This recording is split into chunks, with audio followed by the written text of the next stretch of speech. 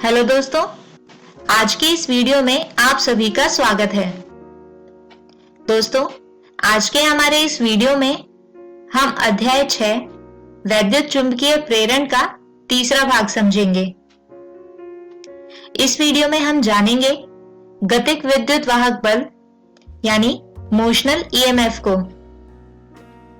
इसके बाद जानेंगे भंवर धाराओं को और अंत में पढ़ेंगे ऊर्जा दृष्टि एक परिमाणात्मक अध्ययन को। तो आइए आज के वीडियो को शुरू करते हैं अपने पहले विषय गतिक विद्युत वाहक बल यानी मोशनल ईएमएफ से। दोस्तों, यहाँ इस चित्र में एक आयताकार चालक PQRS दर्शाया गया है, जिसमें चालक PQ स्वतंत्र रूप से गति कर सकता है।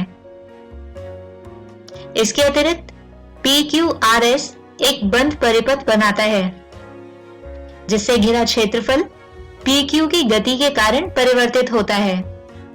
दोस्तों, यहाँ पर हम छड़ PQ को स्थिर वेग V से बाईं ओर खींचते हैं।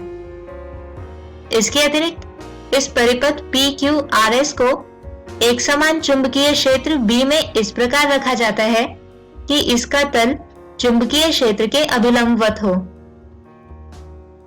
यदि लंबाई RQ x के बराबर है तथा RS L के बराबर है, तो इस लूप PQRS से घिरा चुंबकीय फ्लक्स phi B होगा BLX के बराबर। अब दोस्तों, क्योंकि x समय के साथ बदल रहा है, इसलिए फ्लक्स phi B के परिवर्तन की दर के कारण एक प्रेरित विद्युत वाहक बल उत्पन्न होगा, जिसका मान होगा ऋणात्मक d phi b बटे dt बराबर ऋणात्मक d BLX बटे dt। और दोस्तों, इसे हम लिख सकते हैं ऋणात्मक BL dx बटे dt, जो बराबर होगा BLV के। दोस्तों, यहाँ हमने dx बटे dt को लिया है ऋणात्मक V के बराबर, जो कि चालक PQ की चाल है। तो दोस्तों, प्रेरित विद्युत वाहक बल BLV को गतिक विद्युत वाहक बल यानी मोशनल इलेक्ट्रोमोटिव फोर्स या मोशनल ईएमएफ भी कहा जाता है। इस प्रकार हम चुंबकीय क्षेत्र को परिवर्तित करने की बजाय किसी चालक को गतिमान करके किसी परिपथ द्वारा घिरे चुंबकीय फ्लक्स में परिवर्तन करके प्रेरित विद्युत वाहक बल उत्पन्न कर सकते हैं। आइए अब जानते हैं हमारे अगले विषय भंवर धाराओं को।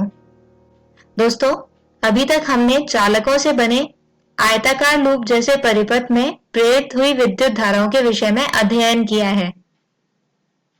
लेकिन जब चालकों के इस स्थूल टुकड़ों को परिवर्तनशील चुंबकीय फ्लक्स के प्रभाव में रखते हैं, तो उनमें भी प्रेरित धाराएं उत्पन्न होती हैं। दोस्तों, इस प्रभाव को भौतिकविद फोको ने खोजा था तथा इन धाराओं के प्रवाह का पैटर्न पानी में चक्कर खाते भंवरों से मिलता है। इसी कारण इन धाराओं को भंवर धाराएं कहा जाता है। दोस्तों, यदि एक ताम्र पट्टिका को एक शक्तिशाली चुंबक के ध्रुवों के बीच सरल लोलक की भांति दोलित कराते हैं, जैसा कि इस चित्र में दर्शाया गया है, तो यह देखा गया कि पट्टिका की गति अवमंदित है तथा कुछ ही क्षणों में वह चुंबकीय क्षेत्र में विराम अवस्था में आ जाती है। इस परिघटना की व्याख्या हम चुंबकीय प्रेरण के आधार पर कर सकते हैं।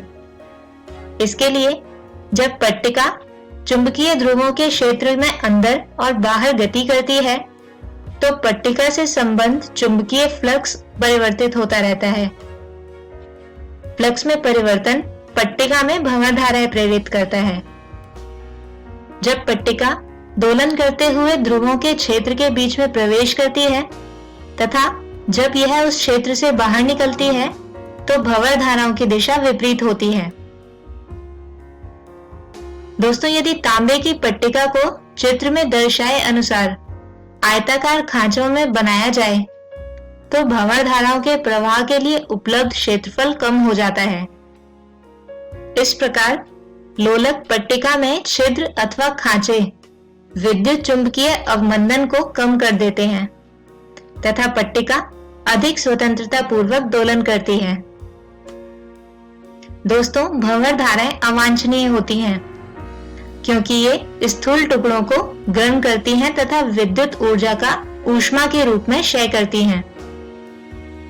दोस्तों, यह छिद्र तथा खांचे की संरचना ट्रांसफार्मरों की धात्विक क्रोड में, विद्युत मोटरों तथा ऐसी दूसरी अन्य युक्तियों में जिनमें किसी धात्विक क्रोड पर कुंडली को लपेटना होता है, भंवर धाराओं को कम करने में सहायक होते हैं। इसके अतिरिक्त धात्विक क्रोड बनाने के लिए स्तरित धातु यानी लैमिनेटेड मेटल का उपयोग करके भंवर धाराओं को कम किया जा सकता है। दोस्तों, अवांछनीय होने के अलावा भंवर धाराएं कुछ अनुप्रयोगों में उपयोग भी की जाती हैं, जैसे कि रेलगाड़ियों में चुंबकीय ब्रेक में। दोस्तों, कुछ विद्युत चालित रेलगाड़ियों में पटरियों के ऊपर प्रबल विद्युत चुंबक स्थित होते हैं। जब विद्युत चुंबकों को सक्रिय किया जाता है तो पट्टियों में प्रेरित भंवर धाराएं रेलगाड़ी की गति का विरोध करती हैं। क्योंकि यहाँ कोई यांत्रिक संयोजन नहीं है, इसलिए ब्रेक के कारण किसी प्रकार के झटके नहीं लगते। इसके अतिरिक्त प्रेरण भट्टी में भी भंवर धाराओं का उपयोग किया जाता है। एक प्रेरण भट्टी उच्च ताप उत्पन्न करने के लिए उपयोग की जाती है तथा घटक धातुओं को पिघलाकर मिश्र धातु तैयार करने के लिए काम में लाई जाती है। एक कुंडली में उच्च आवृत्ति की प्रत्यावर्ती धारा यानी अल्टरनेटिंग करंट प्रवाहित की जाती है। यह कुंडली उन धातुओं को घेरे होती हैं जिनको पिघलाना होता है।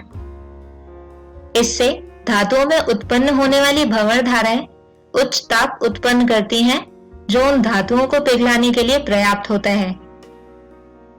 और दोस्तों, विद्युत शक्ति मीटर में भी भंवर धाराओं का उपयोग किया जाता है।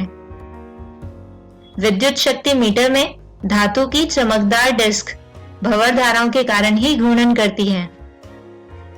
आइए दोस्तों, अब बढ़ते हैं अपने आज के इस वीडियो के अंतिम विषय ऊर्जा दृष्टि एक परिमाणात्मक अध्ययन की ओर। दोस्तों, पिछले वीडियो में हमने यह देखा था कि लेंज का नियम ऊर्जा संरक्षण सिद्धांत के अनुरूप है। अब हम इसी पक्ष को एक अधिक ठोस उदाहरण द्वारा देखेंगे। इसके लिए मान लीजिए कि चित्र में दर्शाए आयताकार चालक की चल भुजा यानी मूवेबल आर्म PQ का प्रतिरोध R है। इसके अतिरिक्त अन्य भुजाओं QR, RS तथा SP का प्रतिरोध R की तुलना में नगण्य है। इस प्रकार आयताकार लूप का नेट प्रतिरोध R होगा तथा PQ की गति से भी यह नहीं बदलेगा। इसके अतिरिक्त लूप में धारा I है E/R और जैसा कि हम जानते हैं कि प्रेरित विद्युत वाहक बल का मान होता है BLV, तो इसे यहाँ इस समीकरण में रखने पर लूप में धारा का मान I आता है BLV/R।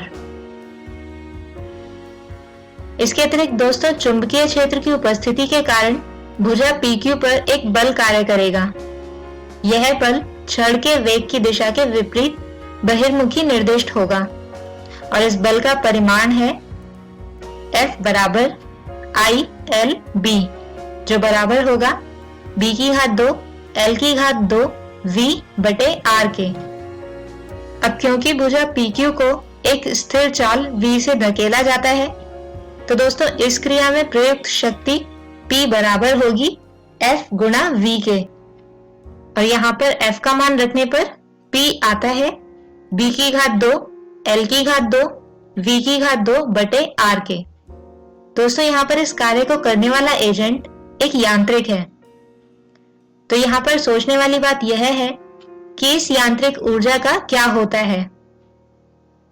तो इसका उत्तर यह है कि यह यांत्रिक ऊर्जा जूल ऊष्मा के रूप में क्षयित हो जाती है तथा इसका मान होता है I की घात 2 R के बराबर, अर्थात BLV/R की घात 2 गुणा R, या इसे लिख सकते हैं B की घात 2 L की घात 2 V की घात 2/R। अतः दोस्तों, हम ये कह सकते हैं कि भुजा PQ को चलाने में प्रयुक्त हुई यांत्रिक ऊर्जा विद्युतीय ऊर्जा में परिवर्तित हुई तथा अंततः ऊष्मीय ऊर्जा में बदल गई। अर्थात यहाँ ऊर्जा के संरक्षण नियम का पालन किया जाता है। तो दोस्तों, इसी विषय के साथ हम खत्म करते हैं हमारा आज का ये वीडियो। आज के हमारे इस वीडियो में हमने जाने कुछ महत्वपूर्ण विषय, गतिज विद्युत वाहक बल, भंवर धाराएं तथा ऊर्जा दृष्टि एक परिमाणात्मक अध्ययन को। अगले वीडियो में हम जानेंगे इसी अध्याय के कुछ और विषय, प्रेरकत्व जो 2 प्रकार का होता है, स्वप्रेरकत्व यानी सेल्फ इंडक्शन तथा अन्योन्य प्रेरकत्व यानी म्यूचुअल इंडक्शन को। तब तक के लिए गुड बाय।